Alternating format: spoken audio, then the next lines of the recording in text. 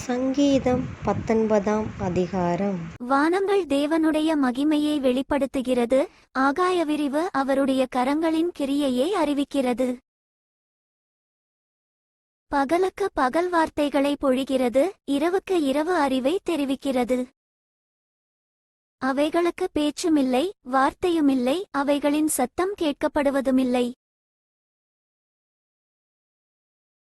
ஆகிலும் அவைகளின் சத்தம் பூமியெங்கும், அவைகளின் வசனங்கள் பூச்சக்கரத்து கடைசி வரைக்கும் செல்லுகிறது. அவைகளில் சூரியனுக்கு ஒரு கூடாரத்தை ஸ்தாபித்தார். அது தன் மணவரையிலிருந்து புறப்படுகிற மணவாளனைப் போலிருந்து, பராக்கிரமசாலியைப் போல் தன் பாதையில் ஓட மகிழ்ச்சியாயிருக்கிறது. அது வானங்களின் ஒரு முனையிலிருந்து புறப்பட்டு, அவைகளின் மறுமுனை வரைக்கும் சுற்றியோடுகிறது. அதின் காந்திக்கு மறைவானது ஒன்றுமில்லை.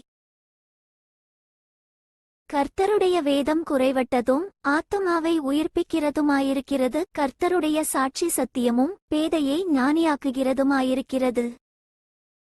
கர்த்தருடைய நியாயங்கள் செம்மையும் இருதயத்தைச் சந்தோஷிப்பிக்கிறதுமாயிருக்கிறது. கர்த்தருடைய கற்பனை தூய்மையும் கண்களை தெளிவிக்கிறதுமாயிருக்கிறது.